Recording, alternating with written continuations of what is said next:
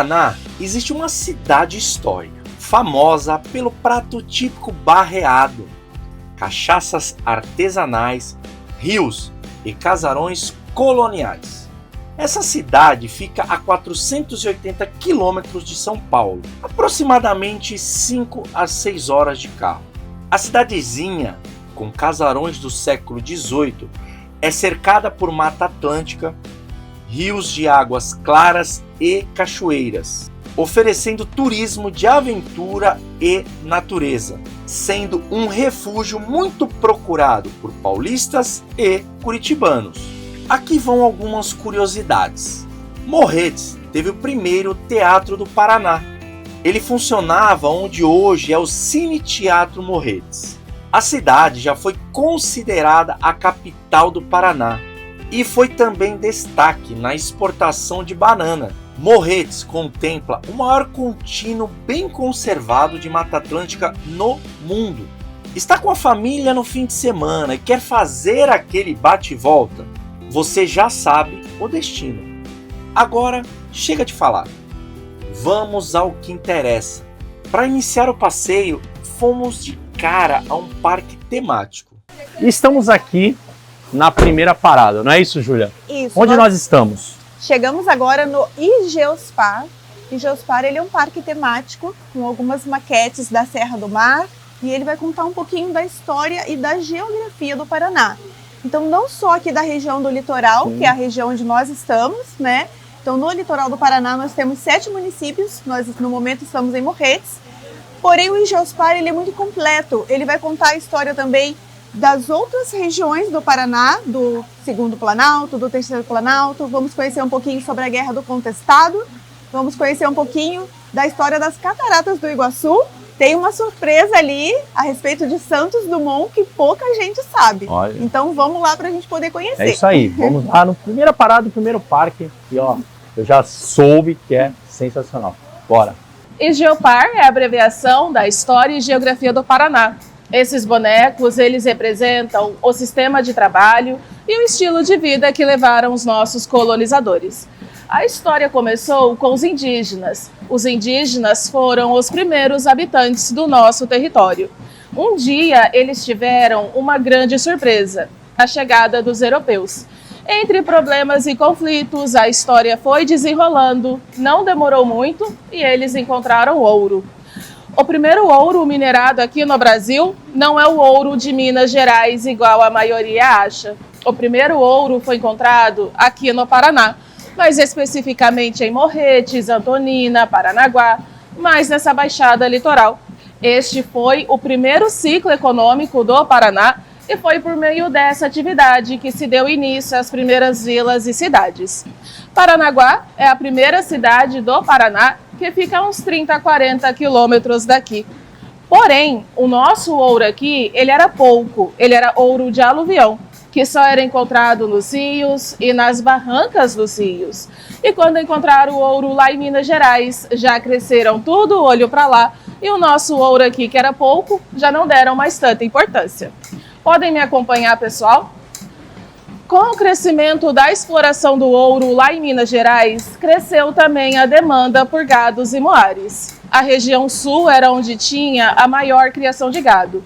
Então os tropeiros, eles saíam do Rio Grande do Sul, pelo caminho de Viamão, até Sorocaba, São Paulo, onde tinham essas feiras. Porém, essa viagem levava meses.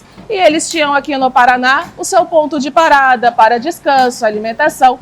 E com isso começou a formar vilas, que depois viraram cidades, como Lapa, Castro, Ponta Grossa, entre outros. Alguns desses tropeiros, eles resolveram ficar por aqui, dando a continuidade à criação de gado. O negócio evoluiu e virou o segundo ciclo econômico do Paraná. E aqui temos o terceiro ciclo econômico do Paraná, a erva mate, também conhecida como ouro verde do Paraná. A erva mate, ela já era consumida pelos indígenas e com a chegada dos europeus, eles começaram a industrialização da erva mate. Para quem não sabe, a erva mate, ela chegava a dar árvores de até 20 metros de altura. Hoje não mais, hoje eles vão cultivando, apodando para ficar um pequeno arbusto. Mas naquela época eram árvores nativas encontradas no meio da floresta, Então eles subiam até lá em cima, desgalhavam, sapecavam no fogo, secavam e era moída no engenho, movida à roda da água. A erva mate ela chegou a ser 80% da economia paranaense, hoje não mais, hoje temos outras atividades. Porém, continuamos a ser o maior produtor da erva mate. O maior consumidor é Rio Grande do Sul, em forma de chimarrão. Tem também o tereré, muito consumido em Mato Grosso e Mato Grosso do Sul. Além do chimarrão e o tereré, temos o chamate. Este trem que vocês estão vendo passar, ele representa um dos primeiros trens que andaram nas primeiras ferrovias feitas aqui no Paraná, a locomotiva a vapor Maria Fumaça. Ela puxava vagões com passageiros, vagões com barricas de erva mate, vagões com madeiras e mais tarde o café. Estes foram os principais produtos levados até o porto por várias décadas. Aqui temos alguns destaques nesta ferrovia, onde mais tarde vocês vão fazer este passeio. Aqui temos o Viaduto do Carvalho. É onde o trem sai deste túnel, passa por este viaduto e já entra em outro túnel. Este viaduto ele está assentado sob 5 pilares encravados na rocha e o seu formato em curva ele dá a sensação que o trem ele está flutuando no vazio. E vai ser um dos passeios mais bonitos que vocês vão fazer aqui no Paraná. Podem me acompanhar? Ali temos o segundo destaque desta ferrovia, a Ponte São João. Ela está ali no ponto mais alto do trajeto e ela está aqui exatamente igual ela está lá, porém numa escala de 1/40, ou seja, 40 vezes menor. Essa ponte ela foi projetada no Brasil, mandado para a Europa, pré-fabricado na Bélgica, trazida as peças de volta para o Brasil e colocada no local pelos trabalhadores da obra. Este arco que vocês estão vendo embaixo da ponte não tinha na ponte original. Este arco ele foi colocado uns 50 anos mais tarde. Devido à passagem de trens pesados, eles tiveram que dar essa reforçada. Essa ferrovia, ao todo, ela levou 5 anos para ser construída e foi inaugurada em 1885. E aqui temos mais um ciclo do Paraná, o da madeira, o extrativismo da madeira.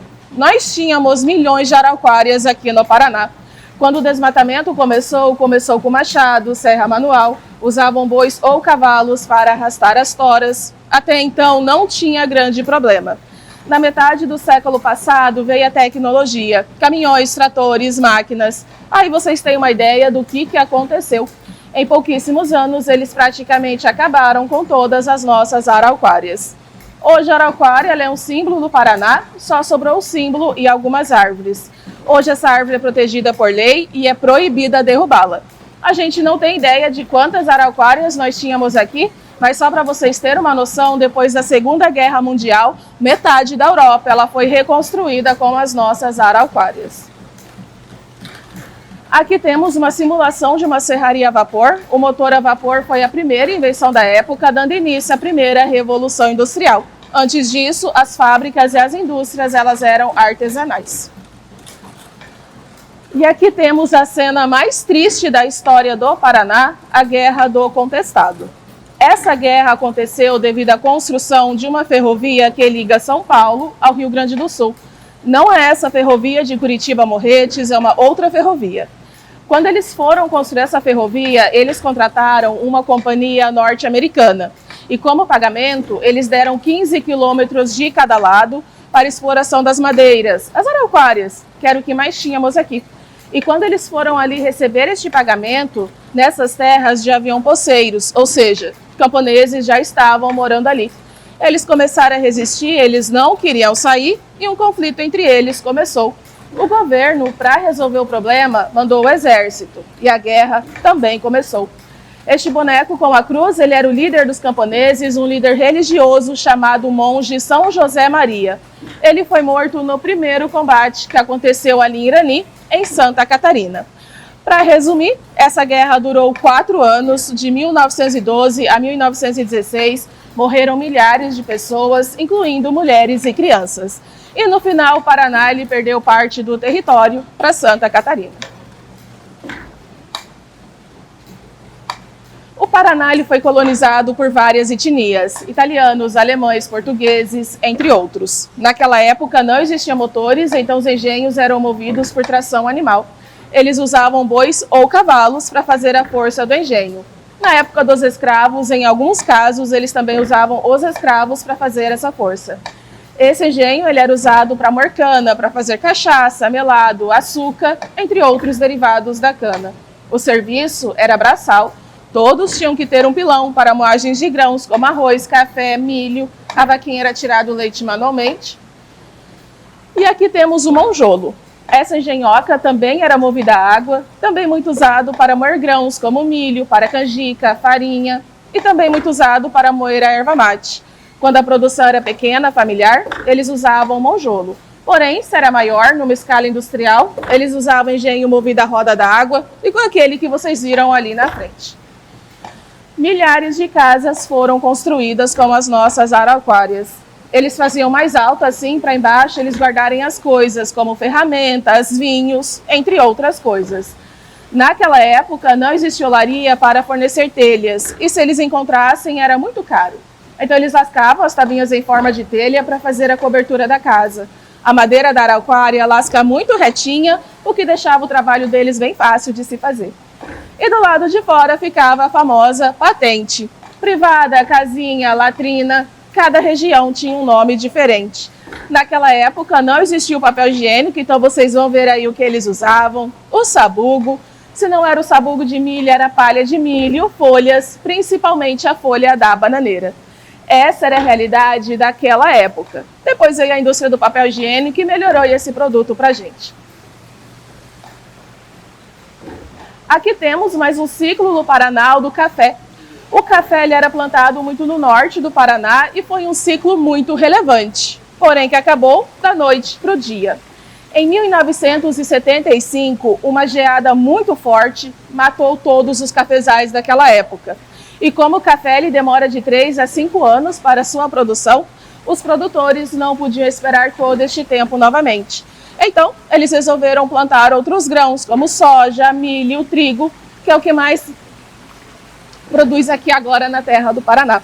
Londrina, ela ficou conhecida como a capital do café, hoje não é mais, hoje é Três Pontas, em Minas Gerais. Aqui temos o moinho colonial. Como naquela época não existia motores, não existia energia elétrica, a roda da água ela fazia a força motriz nos engenhos e nos moinhos. Se não era roda da água, era por tração animal. O serviço era braçal, artesanal. E os meios de transportes também eram por tração animal. Este era o sistema de trabalho e o estilo de vida no tempo da colonização do Paraná. Depois veio toda a tecnologia que temos hoje, com ela veio a energia elétrica, o que melhorou muito a nossa vida. Se não fosse isso, talvez estaríamos trabalhando igual eles e quem sabe aí usando o sabugo de milho até hoje.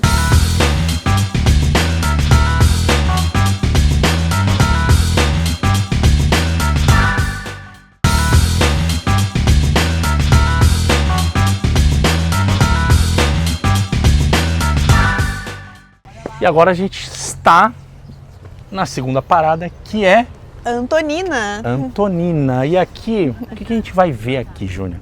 Então, Antonina é uma cidade histórica, né? O centro histórico de Antonina, ele é tombado pelo IPHAN, Instituto do Patrimônio Histórico e Artístico Nacional, tá? Então aqui a gente tem um casario colonial, né, do final do século XIX, início do século XX, na época de ouro da produção da erva mate, né, no Paraná. Então passamos por um ciclo econômico aqui excelente, que foi o ciclo econômico do mate, né, que durou muitas décadas, né, do meados do século XIX ao início do século XX. E foi uma época de muita prosperidade para Antonina, então a gente tem um casario colonial dessa época. Nós estamos aqui na Praça Coronel Macedo, onde a gente tem o coreto, né, tem um busto do Getúlio Vargas ali na frente. Então temos aqui alguns exemplares bem bacanas que a gente falou dos casarões, das pousadas, tá? E aqui a gente está na parte do ponto mais alto aqui do nosso centro histórico, que é o Mirante, no Santuário Nossa Senhora do Pilar. Então a nossa igreja aqui de 1715, tá? 1715? Sim. E aqui a gente tem uma vista espetacular da Baía de Antonina, onde a gente vai ver o mar. Né? Que é até uns barcos ali, né? Isso. E daqui a gente tem uma visão muito privilegiada, né? Da Baía de Antonina, do Porto de Antonina. Tá? Isso aqui é braço de mar. Isso é braço de mar. Ela lembra um rio, sim, né? mas a gente tem uma área grande de manguezais aqui também, tá? Mas na verdade é mar, é o oceano, tá? Então a gente já vê um pedacinho do Porto de Antonina ali. Que tá ali à direita, né? Isso. O Porto de Antonina, um dia ele pertenceu à família Matarazzo, né? Que é a família de São Paulo. Então o complexo Matarazzo foi um complexo muito grande ali, como tinha até uma grande mansão da família, né? E ficou durante muito tempo. Ele era um grande industrial, né? Que revolucionou aí as indústrias no Brasil. 1940, 1950, e aqui funcionou até a década de 70, né? E o porto pertencia a eles e foi uma época também de grande prosperidade. Hoje em dia o complexo Matarazzo, depois que as próprias indústrias Matarazzo já se dissolveram, né? O complexo ficou meio que abandonado, né? E o porto hoje funciona privado, né? Porto Ponta do Félix, mas com outra empresa. Sim. Aqui na frente a gente tem o Armazém Macedo, tá? Que é esse aqui. O amarelo e o rosa ali. Isso, esse amarelo. O Armazém Macedo, ele era utilizado no passado para estocagem da erva mate, né? Que vinha dos engenhos. Então ficava ali estocado para depois seguir para exportação, né? Então também nessa época aí do ciclo do mate, que foi uma das épocas mais importantes aqui da economia da região. Hoje em dia a gente vive também bastante do turismo, temos vários festivais aqui, festival de blues e o carnaval que maravilhoso. É muito conhecido, que eu já sei. Sim, carnaval maravilhoso, quero convidar todo mundo para vir aqui muito participar. Bem. Né? Tá vamos aberta. entrar um pouquinho para ver aqui Vamos dentro? ver a igreja. Então, Nossa. 1716, isso? 15. 15. Nossa. Isso é espetacular, as igrejinhas, né? Porque elas são as primeiros edifícios aqui, criados, né? A gente tem uma coisa bem interessante mostrar para vocês, que é a faixa testemunho, né? Então ela passou por muitas reformas, mas eles sempre deixam a faixa original. testemunho, que é a original dela. A gente tem aqui, tem um pedacinho ali também. Então é sempre bom a gente deixar, né, a gente chegar nos locais e procurar se tem uma faixa de testemunho para a gente ter uma ideia de como ela foi feita no passado. Porque antigamente eram épocas que se faziam com mais detalhes, mais cores, né? Então a gente sempre procura as faixas de testemunho para poder ter essa referência, tá? Sim. A festa da nossa padroeira aqui, Nossa Senhora do Pilar, foi agora, 15 de agosto, né? Então teve uma semana aqui de bastante festa também, ficou bem movimentado, teve missa, procissão, tá? E ali está ela, nossa padroeira, Nossa Senhora do Pilar. Muito bem, vamos continuar agora, vamos visitar outros lugares aqui de Antonina, que é um centro histórico muito bonito. E agora a gente está aqui num ponto turístico, né, da cidade? Sim, então a gente tem ali embaixo a Praça Romildo Gonçalves, né? Praça Feira Mar, a gente tem o Pier, um letreiro, eu amo Antonina, bem bonito. E o catamarã, olha lá, o catamarã que sai para fazer o passeio agora, nas ilhas. Sim, já praça. está ali preparando, tá? Então aqui também acontecem vários eventos e passeio ali maravilhoso para o pessoal aproveitar e conhecer a Baía de Antonina. Como é morar nesse espetáculo de Antonina aqui? É uma bênção. É uma bênção, é uma dádiva divina. Muito aqui bom. Todo mundo conhece todo mundo é amigo de todo mundo e é só alegria 24 horas dia. Que paz, hein? Nem tá quase me convencendo a vir aqui, hein? Olha aí, compra um terreno aí, e vem embora. Um lote e vem pra cá. Isso aí. Vambora, vamos continuar.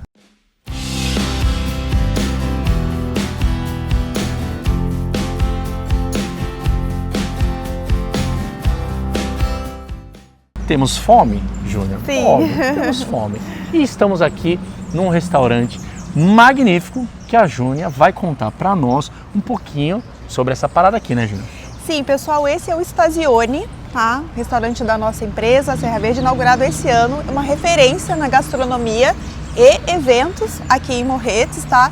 Olha a área que nós temos aqui, uma área verde. Muito linda, verde de fora. Temos um redário na beira do rio para as pessoas aproveitarem um pouquinho para descansar depois do almoço. Nada melhor, né, do que fazer a siesta. Com certeza. Depois do almoço, depois de comer o barreado. Barreado, porque eu soube que esse prato é muito famoso aqui na região esse barreado, não é isso? Sim, é o prato típico do nosso litoral, tá?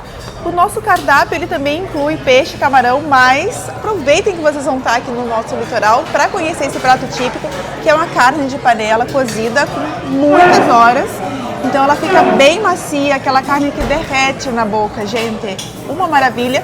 E a gente come essa carne com um outro produto típico aqui da nossa região, que está aqui atrás, ó. Aqui. Que é a farinha de mandioca, tá? E com a banana. Então o barreado a gente come com banana, com farinha de mandioca, a gente faz aquele pirãozinho e nhac, nhac, E olha só o que eu soube, que vocês vão acompanhar, inclusive.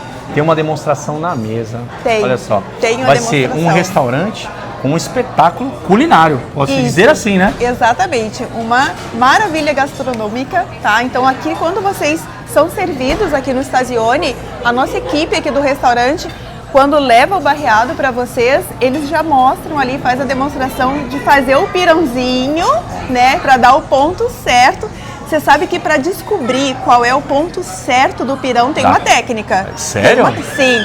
Depois que você colocou o caldinho no prato, colocou a carne, coloca a farinha, mexe, mexe, mexe. Para você ter certeza que tá no ponto, você tem que pegar o prato e ó, vira na cabeça. Beleza. E ó, Se não cair, Não se tá não legal. tomar um banho de barreado, se você estiver no ponto certo, aí você pode comer. Agora, se estiver no ponto errado e você tomar aquele banho de meu barreado, Deus depois você toma um banho de rio ali fora. sem histórias, o meu vai estar no ponto e eu adoro ser mal de vez em quando. Então, hoje farei inveja a vocês, porque vou mostrar tudo e vou comer. Bora, vem comigo. Pessoal, alguém por favor pode me emprestar o prato fundo e o seu garfo também, por favor. Garfo. O senhor já conhece o barreado? Alguém já Não, conhece? primeira vez que eu vou comer. Então tá bom. O que eu vou mostrar pra vocês aqui é o pirão do barreado, tá? A gente utiliza de 2 a 3 colheres de farinha de mandioca.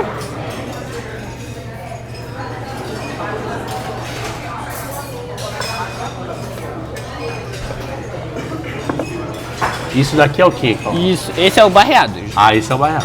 Ele é um prato típico da nossa cidade, tá? Ele é feito do músculo traseiro do gado, do glúteo do gado, tá?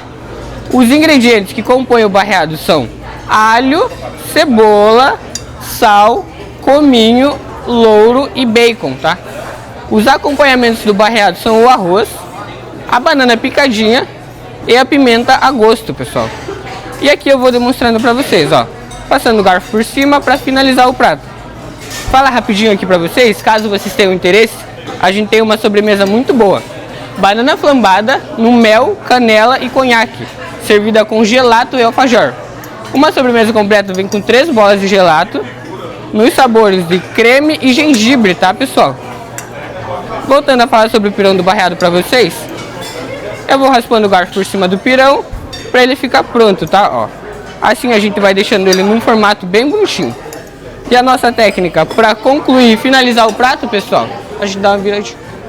Oh, Prato que se não finalizado. cair. Prato finalizado, a gente adiciona um pouco mais de molho para não ficar tão seco e nem tão pesado, né?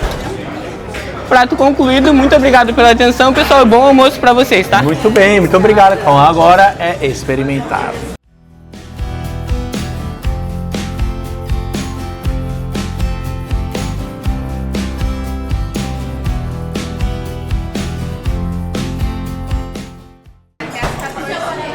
Não vai dar certo. Vai ter que colocar na cabeça, né? Vai ter que ser, vou ter que jogar na cabeça.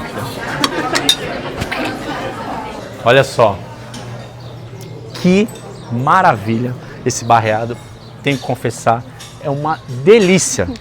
Mas agora a gente tem que continuar. Paramos para almoçar e agora a gente vai para o centro histórico de Morretes. Isso, vamos para o centro histórico, bem próximo daqui, né? Então, aqui no centro histórico, a gente vai poder caminhar um pouquinho na feirinha, onde estão os nossos produtos artesanais, a bala de banana, doce de banana, licor de banana e imperdível cachaça de banana, tá? A feirinha, ela fica no coração do centro histórico, às margens do rio Nundiaquara, tá?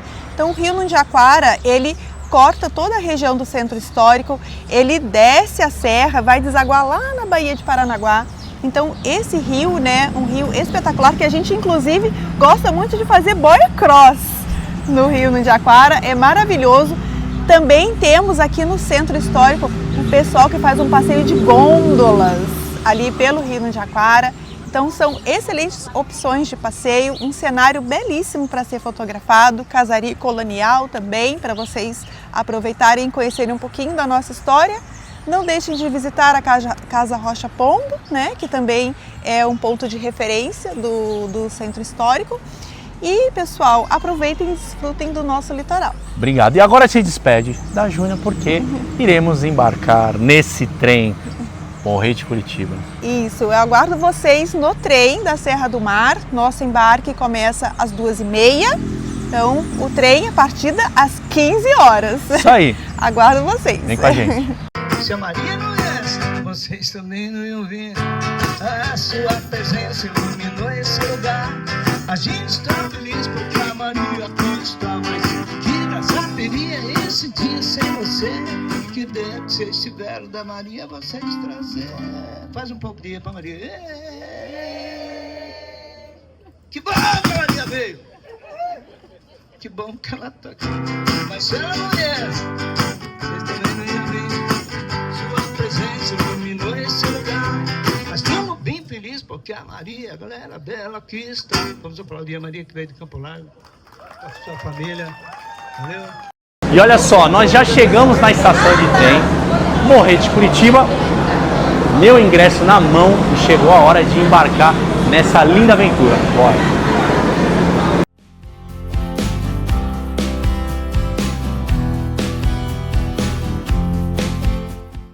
E estamos chegando aqui no nosso vagão e eu vou conversar com a minha amiga que vai hoje nos acompanhar. É isso, Helenice? Isso. O que nos espera hoje nesse passeio? Muitas emoções? Muitas emoções.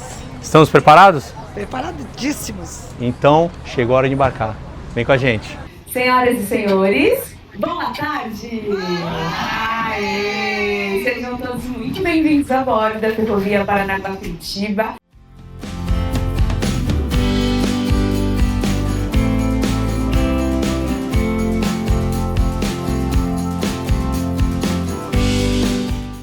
Julinha, e ela vai falar para nós a experiência. Por quê?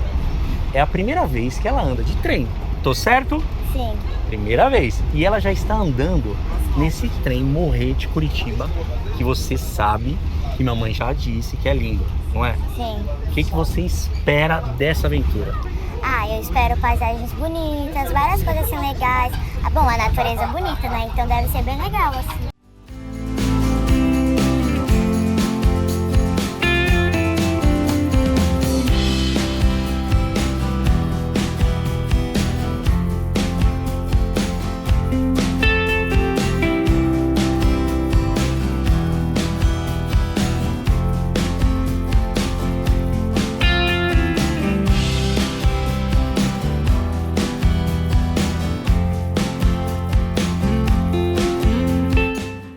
Aqui, esse carro, nós chamamos o vagão de passageiros de carro. Esse carro aqui, ele está na categoria de boutique e nós temos 6 carros na categoria boutique, 4 com opção de varanda. E esse carro aqui é em homenagem a Carmen Silva Santos. Quem que é Carmen Silva Santos? Ela é uma para-atleta olímpica lá de Curitiba, E então foi uma homenagem, no dia da inauguração desse carro, ela esteve aqui, foi uma apresentação, porque é um carro inclusivo e ela é uma lutadora pela questão dela ser também cadeirante. E esse carro aqui foi pensado em todas as categorias que precisam desta inclusão, que é o caso dos autistas. As cores foram pensadas neles para ficarem mais calmos. Também a questão dos encaixes das cadeiras, o toalete todo adaptado. Temos guias de Libra, temos guia autistas para completar o passeio também. Como foi esse passeio? Ah, eu gostei muito, superou minhas expectativas, porque eu fiquei com um pouquinho de medo, mas foi bem legal. Bem legal? Gostou? Sim. Gostei bastante. Recomenda para as pessoas? Sim. Então vamos fazer um convite para as pessoas visitarem o trem, não é isso? Vir para cá, fazer esse passeio E agora a gente vai encerrar. E eu vou pedir para você dar um tchau para os nossos telespectadores. E a gente vai encerrar o nosso programa por aí com o Daniel Salgado. Tá bom? Dá um tchau para todo mundo lá. Tchau. Tchau, gente. Até o próximo programa. Beijo. Fomos embora. Fomos. Chega.